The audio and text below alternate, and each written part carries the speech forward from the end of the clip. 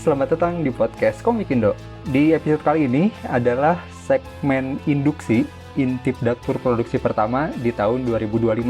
Di episode ini kita bakalan ngobrolin komik yang baru launching di tahun kemarin di event Komikpara, tapi langsung jadi bahan rebutan orang-orang. Komik yang mau kita obrolin kali ini berjudul World Without Sleep, karya Ferdian Faisal dan Deddy Kurniawan.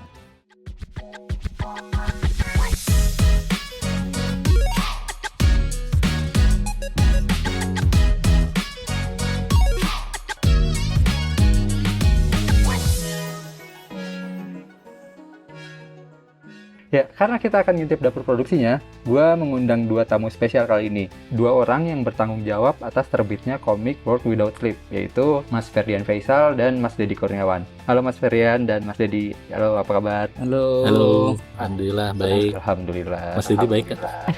Alhamdulillah. Alhamdulillah masih cukup baik untuk bisa rekaman sama saya ya. Benar. Mas Sawi juga semoga baik. Amin, amin. Nah, senang sekali bisa ngobrol dengan kalian berdua nih.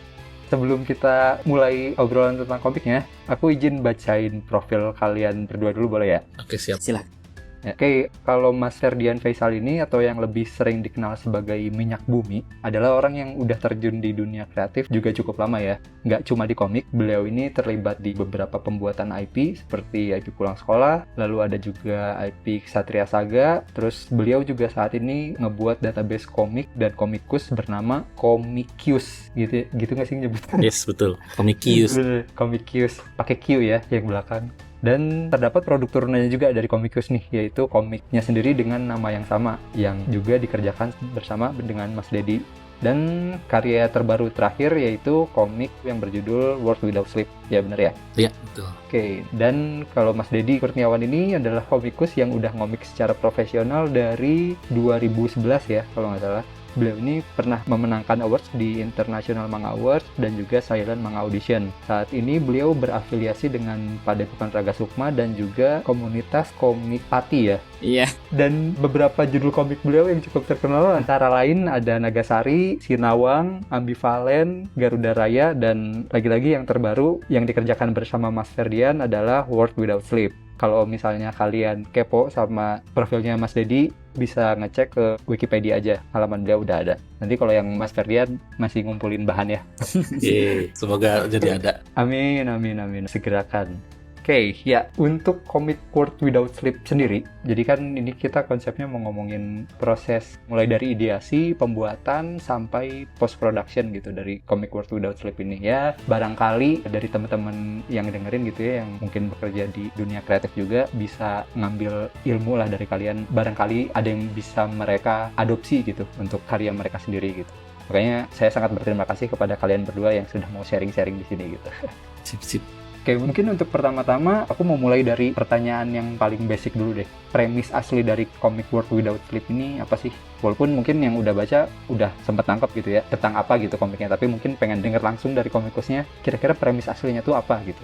Ya, kalau premis asli World Without Sleep, sebenarnya waktu pas milih judulnya itu tuh udah to the point ya. Emang sesuai gitu dengan premisnya, yaitu World Without Sleep. Pengennya sih waktu pas milih judul itu dulu kebayangnya biar nggak harus jelasin lagi premisnya apa, udah langsung kebayang gitu, yaitu dunia tanpa tidur. Tapi kalau dijabarin mungkin kurang lebih premisnya tentang penyakit yang tiba-tiba muncul ya dan jadi pandemi gitu, kayak COVID kemarin. Ini sebenarnya dibikinnya sebelum COVID dari tahun 2017 ya. Nah, cuman penyakitnya ini bikin penderitanya itu jadi nggak bisa tidur dalam jangka waktu yang lama. Nah, nanti jadi kisah komiknya sih lebih ke survival ya, gimana beberapa individu tuh berusaha survive lah dalam kondisi yang kacau gara-gara penyakit.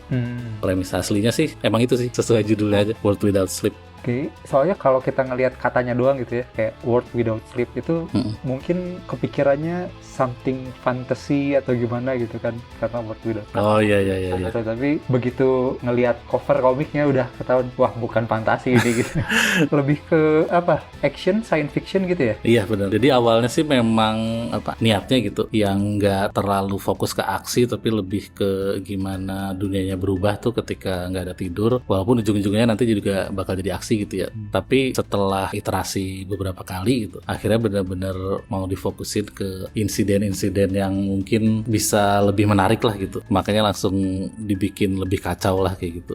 Topik utamanya berarti di seputar survival ya untuk topik utamanya. Iya benar, lebih survival. Mungkin lebih gampangnya zombie tapi bukan undead lah. Nah, oke, I see. Iya ya, karena zombie pasti survival juga sih benar. Benar. Jadi zombie SQ biasa menyebutnya. Oh, genre ininya zombie SQ Nah, ya. genre ya, post apokalips, survival kayak gitu. Oke. Nah, ini boleh diceritain nggak gimana bisa dapat premis itu ya di tahun 2017 kan belum ada pandemi gitu ya. Bisa dapat premis dunia yang kacau karena orang nggak bisa tidur, dan itu boleh diceritain nggak apakah habis dapat reference dari mana atau habis riset apa gitu mungkin? Kalau awal mulanya banget itu dulu kan saya tertarik banget sebelum ke komik ya, tertariknya itu game dev. Nah, itu sempat mau bikin game indie itu namanya tuh Somnafrenia. Oh, tentang tidur juga itu ya? Nah, tentang tidur juga. Tapi kebalik sama WWS. WWS tuh World Without Sleep ya. Biar gampang nyebutnya lah WWS aja. Ya, WWS aja ya. Kebalik dengan WWS, jadi waktu itu tuh premisnya tuh justru penyakitnya itu bikin orang nggak bisa bangun. Jadi kejebak dalam mimpi gitulah. Awalnya karena saya sama teman-teman itu kan zaman SMA ya. Dari SMA mulai inisiasinya itu kan masing-masing punya impian gitu. Itu jadi kayak gamenya tuh simbolik gitu loh. Kalau kita nggak bisa bangun, jadi harus bangun buat bikin mimpinya jadi nyata kayak gitulah. Biasalah imajinasi anak SMA gitulah. Nah, jadi intinya gimana caranya nge-breakthrough dari mimpi supaya bisa dibikin jadi nyata gitu. Nah, tapi karena mandek waktu itu kan kuliah terus dan lain-lain, terus sempat ninggalin game dev juga, akhirnya lagi interest ke komik gitu. Nah, long story short sih, waktu pas bikin komiknya itu kan beberapa kali gagal ya, atau bisa dibilang bukan gagal nih, bukan waktunya gitu, belum waktunya gitu. Kemarin-kemarin tuh sebelum itu mau bikin komik tuh tim up gitu, jadi ada timnya.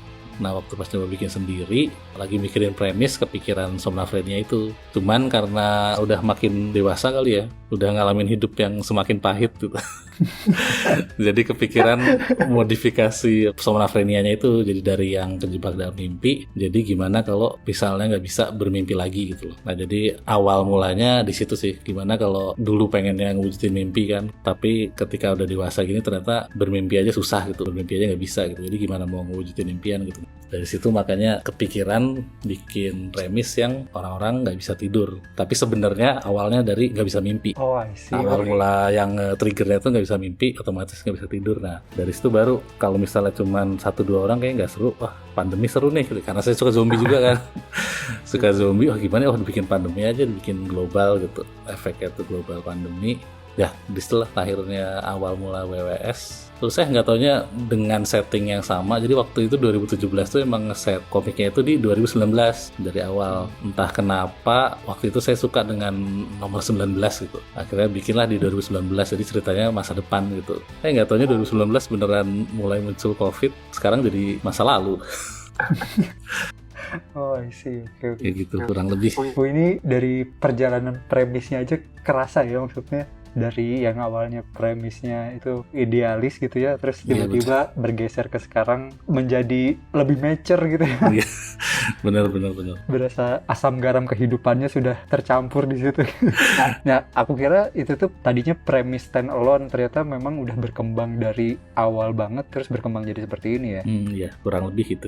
Tadinya saya pengen nanyain ini juga sih, kan pernah lah saya ikut beberapa semacam pelatihan bercerita dan lain-lain gitu ya, dan tutornya itu ngasih tahu ada ini ada semacam tanda kutip ya kebiasaan yang dipunya orang yang awal mula bikin cerita gitu. Kadang kan orang pas awal mula bikin cerita mikir premis atau cerita gue tuh adalah cerita yang paling baik gitu, yang udah masterpiece gitu. Iya. Makanya kadang orang punya cerita yang udah di-keep dari lama banget sampai sekarang tuh nggak diubah-ubah tuh ceritanya. Padahal bisa jadi itu tuh ceritanya memang nggak bagus. Makanya dulu suka denger nggak usah takut untuk ngebuang cerita jelek gitu. Iya. Tapi kalau yang Mas Fer kan berarti emang udah perkembangan ya. Cuma mungkin yang pengen aku tanyain terkait hal tadi, walaupun bukan cerita pertama banget Mas Fer ya, tapi kan cukup lama ya di-keep dari 2017 sampai kemarin 2024 ya. Gimana sih memastikan bahwa premis yang kita punya tuh atau cerita yang kita punya tuh bukan cerita yang jelek atau bukan premis yang jelek gitu?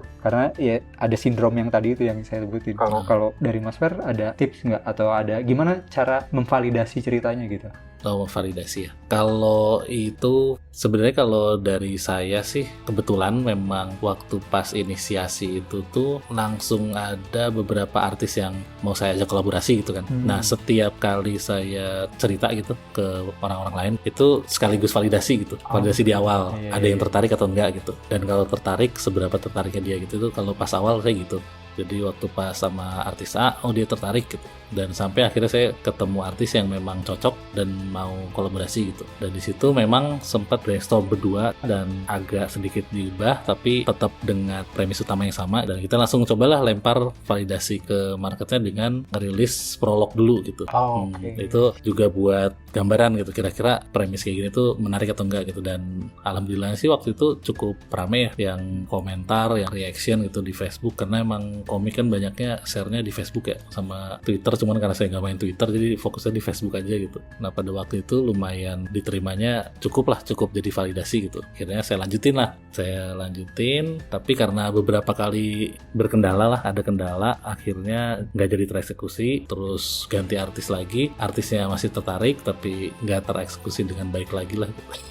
Sampai beberapa kali gitu. Nah akhirnya bener tuh kata Mas Safi tadi, saya ngerasa ini jangan-jangan udah lewat nih, udah basi lah cerita.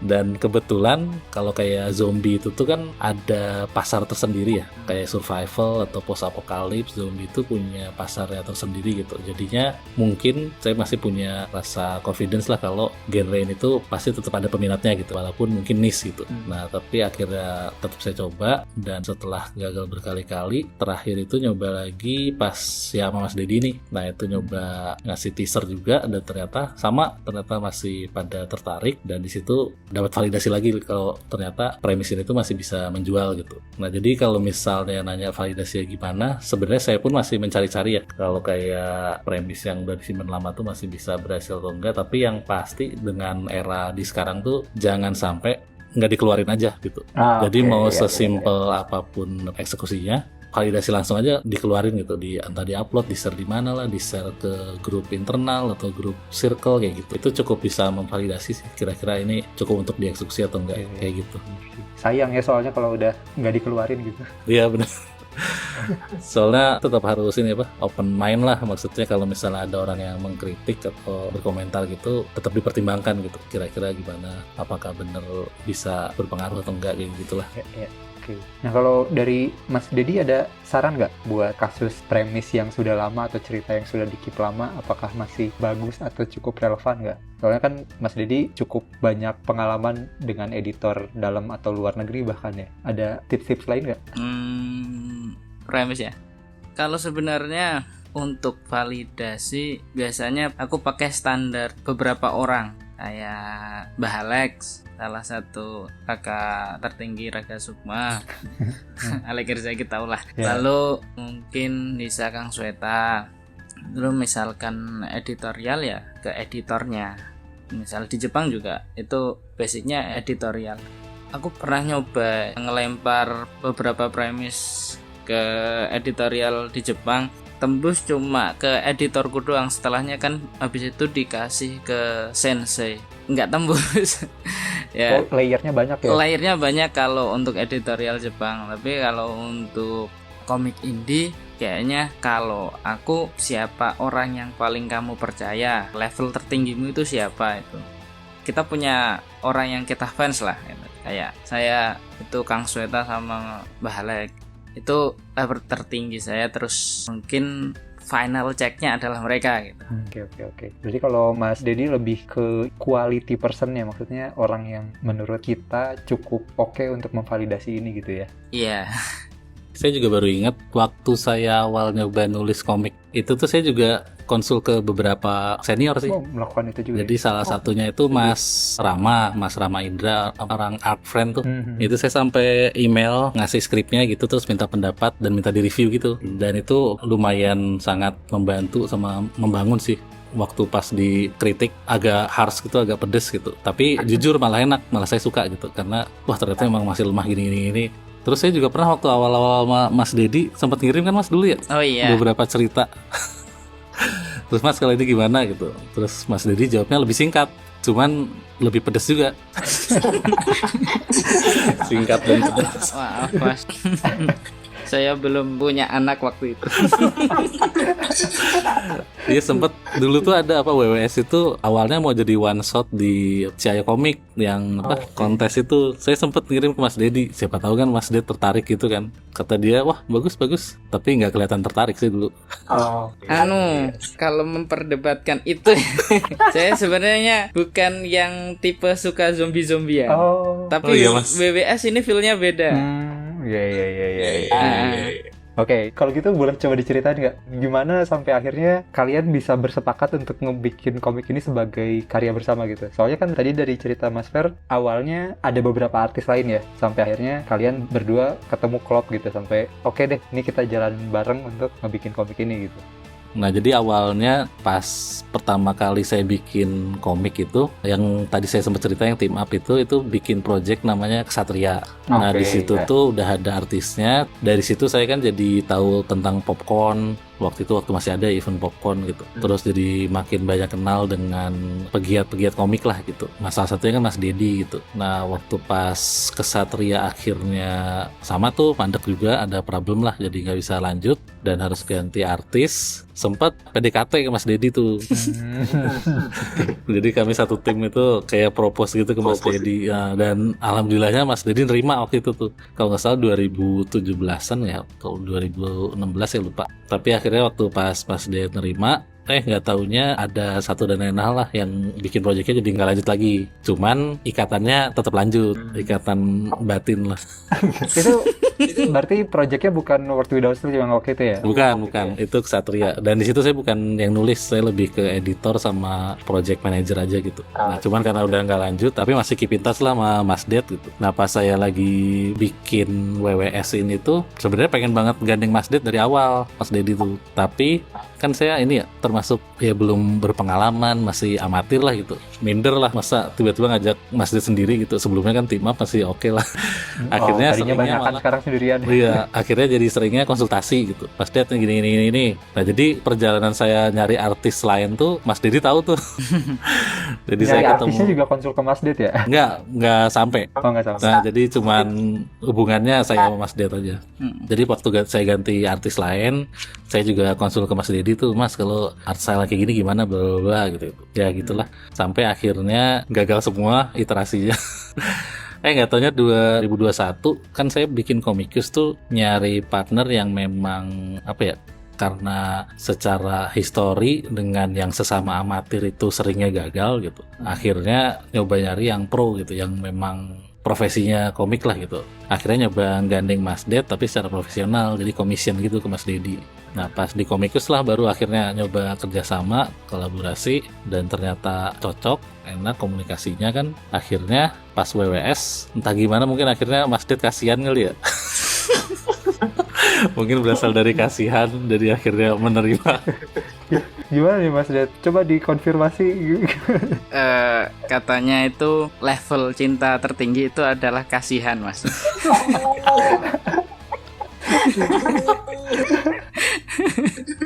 Gitu ya. Tuhan kan mengasihani kita. Enggak apa? Ya bener sih yang diceritain Mas Fer semua.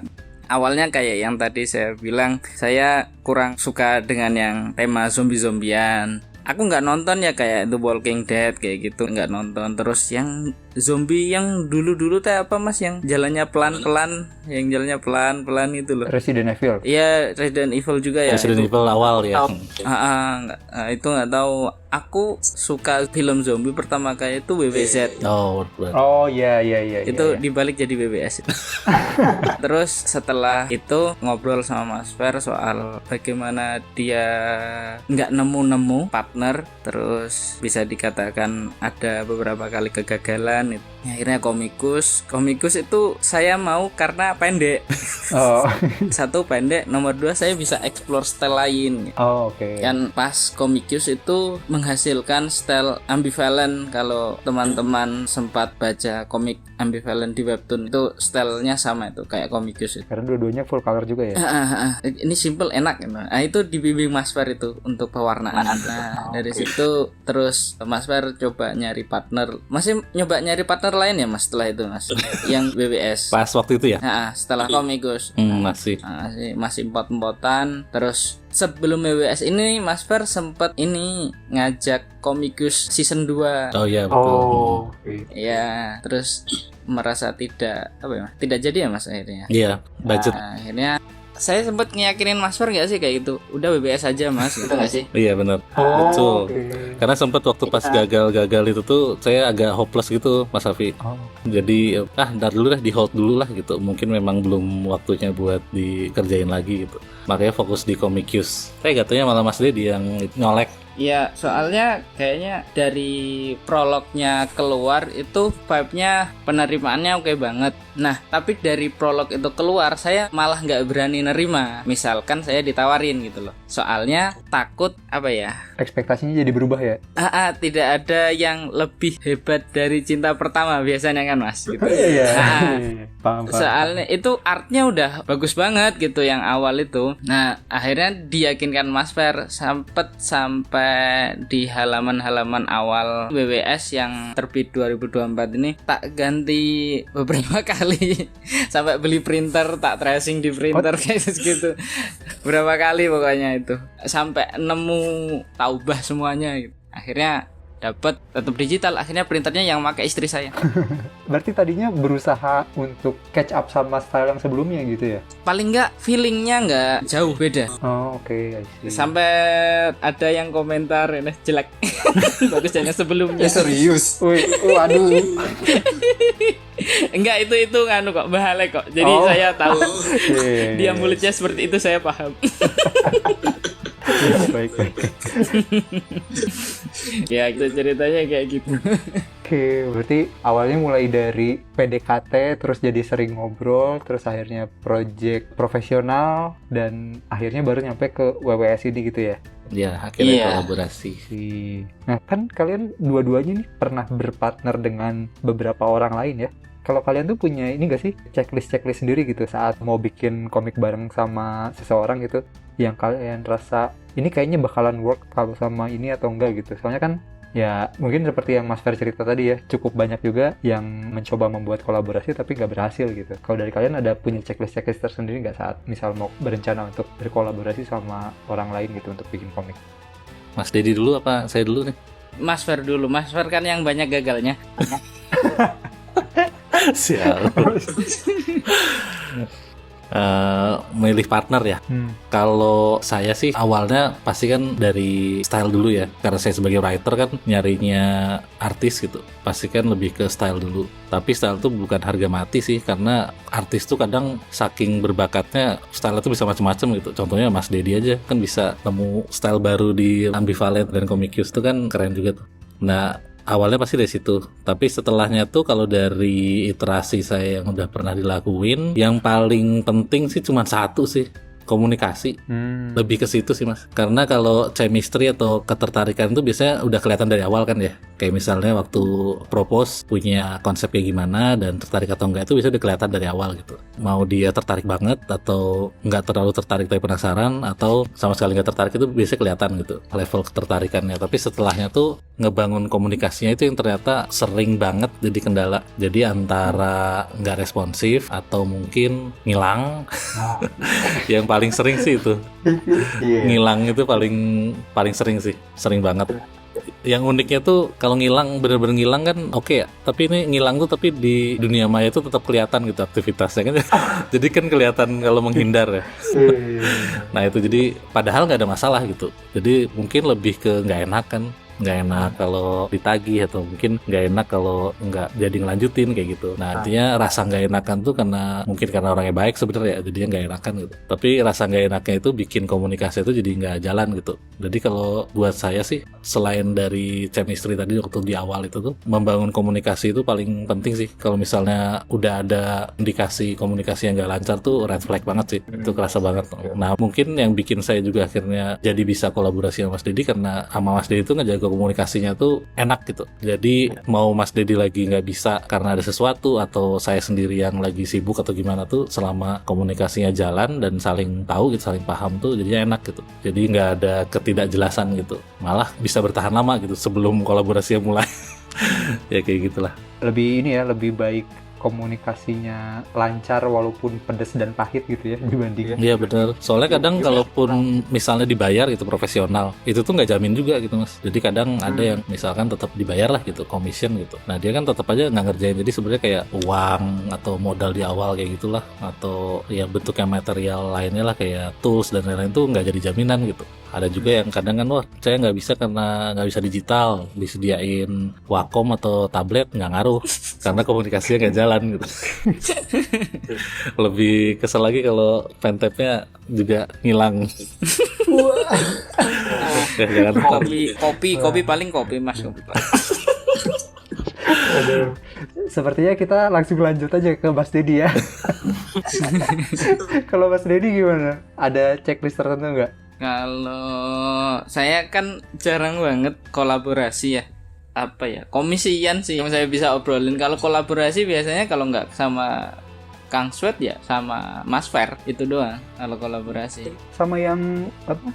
Yang ngerjain komik Jepang itu kolaborasi juga kan? Oh itu ini modelnya dijembatani oleh editor, jadi nggak ngobrol sama penulisnya. Oh udah langsung dikawinin aja gitu ya? Itu sebenarnya yang sama penerbit Jepang itu Jose Tomohoyasuki itu audisi juga itu. Jadi ada cerita dari penulis, terus anak-anak masterclass yang sudah menang itu disuruh bikin name dari cerita tersebut. Ada 9 orang, kondelala yang menang saya gitu. Terus itu lanjut disuruh ngerjain sampai beres. Itu doang, simple malah sebenarnya. Tapi yang itu nggak ada komunikasi sama penulisnya berarti ya? Nggak ada sama sekali. Oh I see. Kalau yang kayak sama Kang Sweat itu sebenarnya dibebasin ya sama Kang Sweat ya. Mungkin Kang Sweat menentukan tone apa ya, kayak warna, rasa komiknya kayak gimana. Viperfish itu juga sebenarnya yang project manajernya Kang Sweat. Kemala yang season awal itu kan Kang Sweat minta kayak Sinawang, tapi karena rasa ceritanya ini beda sama Sinawang, jadi malah agak geter ini stylenya. Bisa nggak dibikin kayak Sinawang kayak gitu? Rasanya geter. Nggak bisa. Terus kalau yang WWS ini saya sudah oke dari Mas Wardian sejak awal-awal komunikasi. Saya sudah baik ya Mas ya. Baiklah, terlalu baik. Iya itu dari awal kayak tadi yang diceritain, saya komentarnya pedas katanya. Nggak pedas juga Mas kayaknya Mas. Apa saya nggak yang ngerasa ya? Nggak ngerasa biasanya. Nggak ngerasa kayaknya. Terus di komiku saya tahu cara Mas Far nulis. Ini mah oke, ini cara nulisnya gitu. Dari situ. Tapi kalau pas dari komikus itu pertama ini komik pendek, terus buat explore gitu doang. Terus kalau untuk WBS ini kayak pengen menyelesaikan sesuatu yang tertunda gitu loh rasanya. Kayak ada misi apa? Holy mission. Misi suci. Jadi berarti so far Mas Ded untuk kerjasama banyaknya memang sama orang yang sudah pernah kerja bareng sebelumnya ya? Maksudnya udah kenal gimana cara mereka bikin komik gitu. Kalau kerja sama partneran iya Mas. Kalau commission malah saya punya red flag. Wah, ya gimana tuh? Kalau dia pertama-tama ngasih konsepnya udah itu langsung tak tolak. Kalau konsepnya nggak cocok langsung tolak gitu? Enggak, dia kayak pamer nih, gue bisa nulis nih ini. Lu pasti mau partneran sama gue kayak gitu loh Mas, rasanya itu. Banyak kan kayak gitu orang luar ya. Orang Indo, Mas Ferdian yang berani kayak gitu. Gimana? Iya, orang luar biasanya kalau mau ngajakin partneran itu tiba-tiba nge-share konsep tulisannya gitu. Iya. Banyak kan. Ya, itu biasanya minta partneran kalau kayak gitu. Jadi nggak komisian. Nah, ya mending enggak kalau kayak gitu. Nah, orang Indo cuma Mas Ferdian yang berani kayak gitu. Ya, rata-rata udah jiper duluan sih memang. Enggak, saya baik kok. Obrolan seru ini bakalan kita lanjut di episode podcast Komik Indo berikutnya. Jangan sampai kelewatan ya. Dan jangan lupa, dukung terus perkomikan Indonesia, bukan hanya karena nasionalitas, tapi juga karena kualitas. Sampai ketemu lagi di episode berikutnya. Dadah!